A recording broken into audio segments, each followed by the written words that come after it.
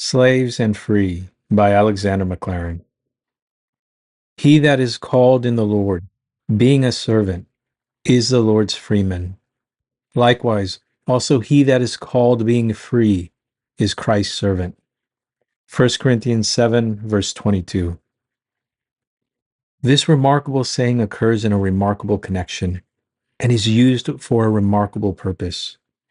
The apostle has been laying down the principle that the effect of true Christianity is greatly to diminish the importance of outward circumstance. And on that principle, he bases an advice dead in the teeth of all the maxims recognized by worldly prudence. He says, in effect, mind very little about getting on and getting up. Do God's will wherever you are, and let the rest take care of itself. Now, the world says, struggle, wriggle, fight, do anything to better yourself. Paul says, you will better yourself by getting nearer God. And if you secure that, art thou a slave? Care not for it. If thou mayest be free, use it rather. Art thou bound to a wife? Seek not to be loosed. Art thou loosed? Seek not to be bound. Art thou circumcised? Seek not to be uncircumcised. Art thou a Gentile? Seek not to become in outward form a Jew. Never mind about externals. The main thing is our relation to Jesus Christ, because in that there's what will be compensation for all the disadvantages of any disadvantageous circumstances, and in that there's what will take the guilt off the gingerbread of any superficial and fleeting good, and will bring a deep-seated and permanent blessing. Now, I'm not going to deal in this sermon with that general principle, nor even to be drawn aside to speak of the tone in which the apostle here treats the great abomination of slavery and the singular advice that he gives to its victims. Though the consideration of the tone of Christianity to that master evil of the old world might yield a great many thoughts very relevant to pressing questions of today.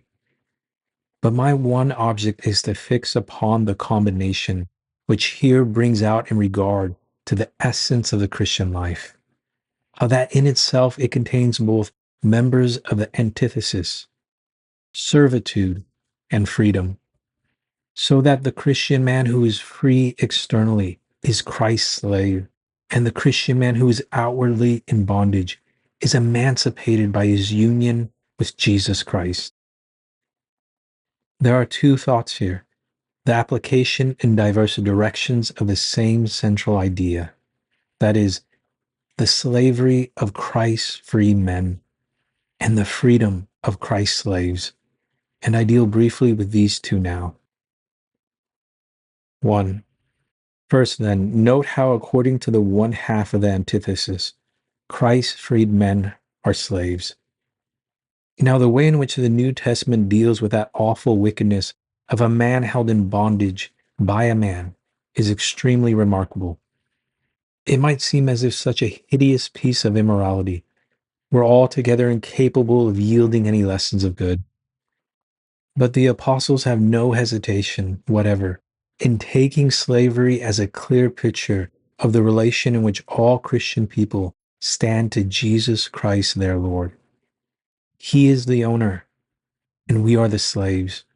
For you must remember that the word most inadequately rendered here, servant, does not mean a hired man who has, of his own volition, given himself for a time to do a specific work and get wages for it, but it means a bondslave, a chattel owned by another.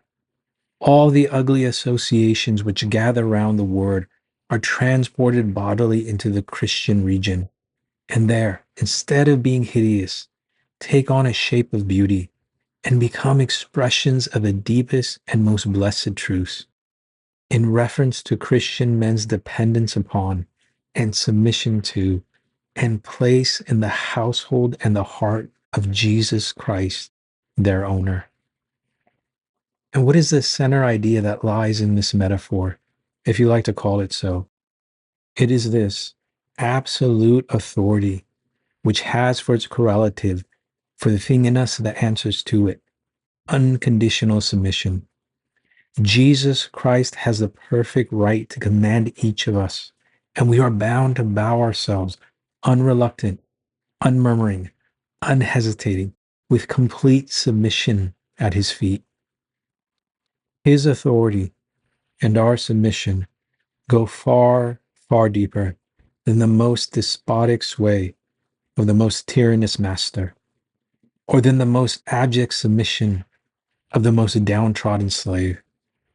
For no man can coerce another man's will, and no man can require more, or can even get more, than that outward obedience, which may be rendered with the most sullen and fixed rebellion of a hating heart and an obstinate will.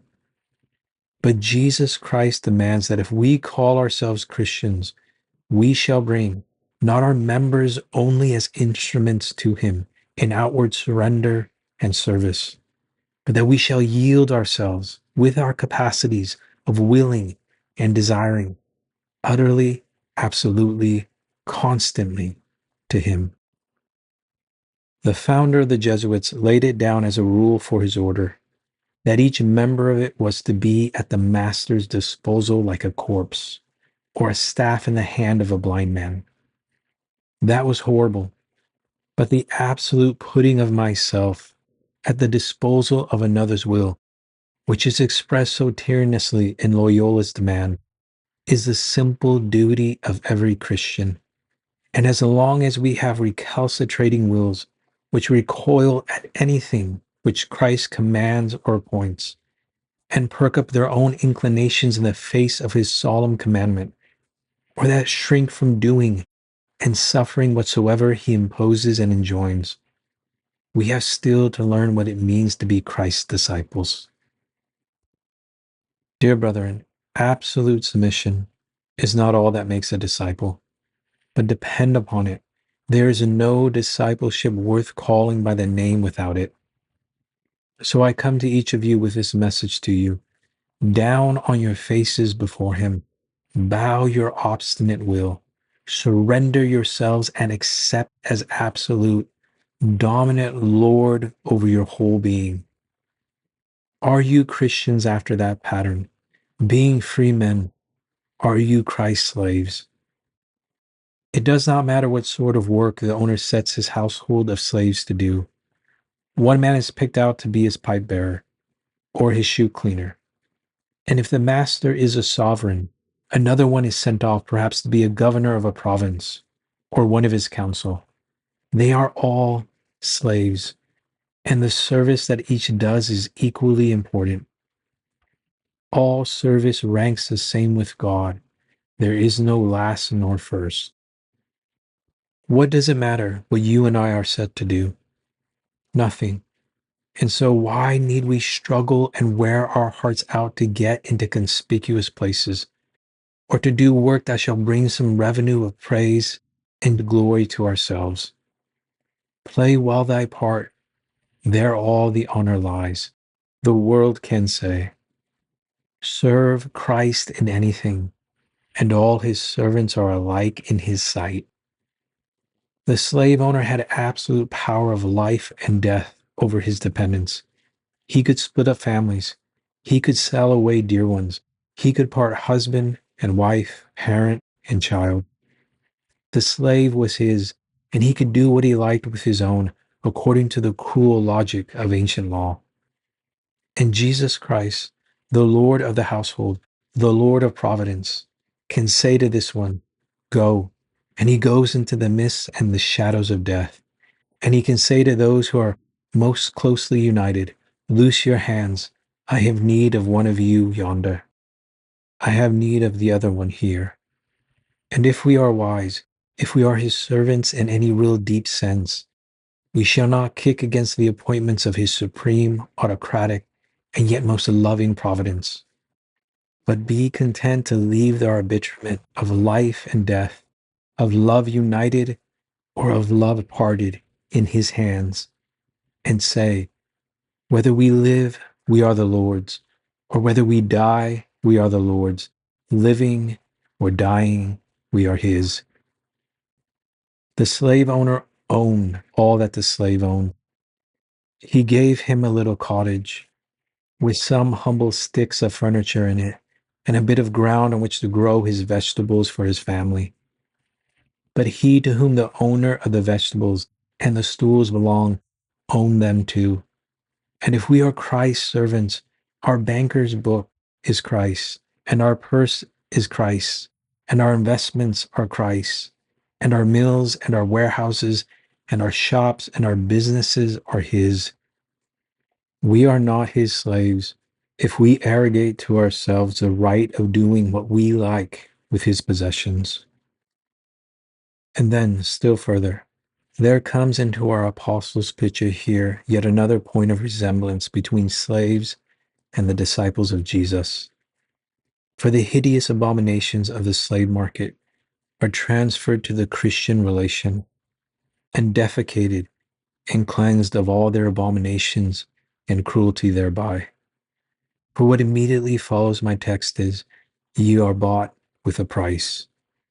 Jesus Christ has won us for himself. There's only one price that can buy a heart, and that is a heart.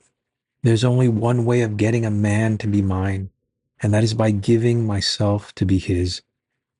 So we come to the very vital, palpitating center of all Christianity when we say, he gave himself for us, that he might acquire to himself a people for his possession. Thus his purchase of his slave, when we remember that it is the buying of a man in his inmost personality, changes all that might seem harsh in the requirement of absolute submission into the most gracious and blessed privilege. For when I am won by another, because that other has given him or her whole self to me, then the language of love is submission, and the conformity of the two wills is the delight of each loving will. Whoever has truly been wooed into relationship with Jesus, by reflection upon the love with which Jesus grapples him to his heart, finds that there's nothing so blessed as to yield oneself utterly and forever to his service. The one bright point in the hideous institution of slavery was that it bound the master to provide for the slave. And though that was degrading to the inferior, it made his life a careless, childlike, merry life, even amidst the many cruelties and abominations of the system. But what was a good, dashed with a great deal of evil, in that relation of man to man, comes to be a pure blessing and good in our relation to him. If I am Christ's slave, it is his business to take care of his own property, and I do not need to trouble myself much about it. If I am his slave, he will be quite sure to find me in food and necessaries enough to get his tale of work out of me, and I may cast all my care upon him, for he careth for me. So, brethren, absolute submission and the devolution of all anxiety on the Master are what is laid upon us, if we are Christ's slaves. 2.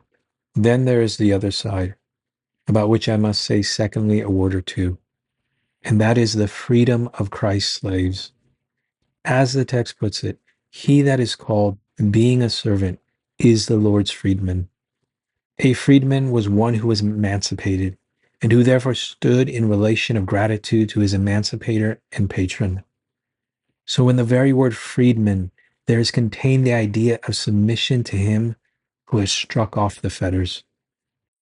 But apart from that, let me just remind you in a sentence or two that while there are many other ways by which men have sought and have partially attained deliverance from the many fetters and bondages that attach to our earthly life, the one perfect way by which a man can be truly, in the deepest sense of the word, and in his inmost being, a free man, is by faith in Jesus Christ. I do not for a moment forget how wisdom and truth, and noble aims and high purposes, and culture of various kinds have, in lower degrees and partially, emancipated men from self and flesh and sin and the world. and all the other fetters that bind us. But sure I am that the process is never so completely and so assuredly effected as by the simple way of absolute submission to Jesus Christ, taking him for the supreme and unconditional arbiter and sovereign of a life. If we do that, brethren, if we really yield ourselves to him in heart and will, in life and conduct, submitting our understanding to his infallible word and our wills to his authority, regulating our conduct by his perfect pattern, and in all things seeking to serve him and to realize his presence, then be sure of this, that we shall be set free from the one real bondage, and that is the bondage of our own wicked selves. There is no such tyranny as mob tyranny, and there is no such slavery as to be ruled by the mob of our own passions and lusts and inclinations and other meannesses that yelp and clamor within us and seek to get hold of us and to sway. There's only one way by which the brute domination of the lower part of our nature can be surely and thoroughly put down, and that is by turning to Jesus Christ and saying to him, Lord, do thou rule this anarchic kingdom within me, for I cannot govern it myself. Do thou guide and direct and subdue. You can only govern yourself and be free from the compulsion of your own evil nature when you surrender the control to the Master and say ever, Speak, Lord, for thy slave hears. Here am I, send me.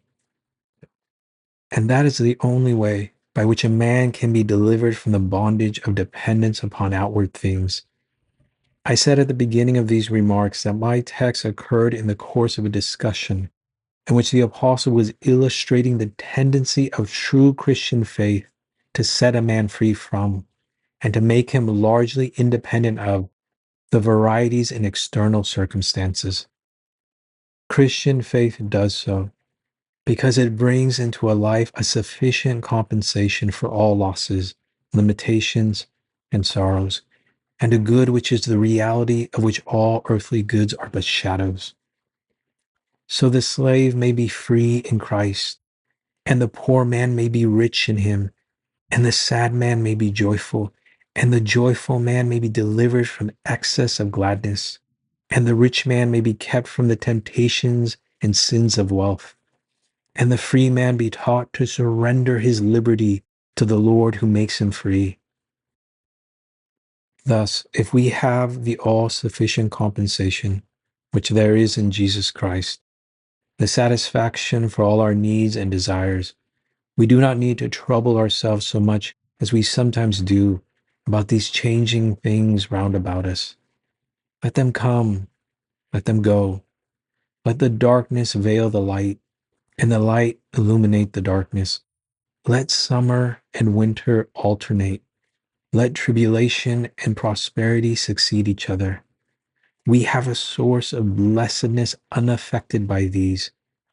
Ice may skim the surface of the lake, but deep beneath, the water is at the same temperature in winter and in summer. Storms may sweep the face of the deep, but in the abyss there is calm, which is not stagnation. So he that cleaves to Christ is delivered from the slavery that binds men to the details and accidents of outward life.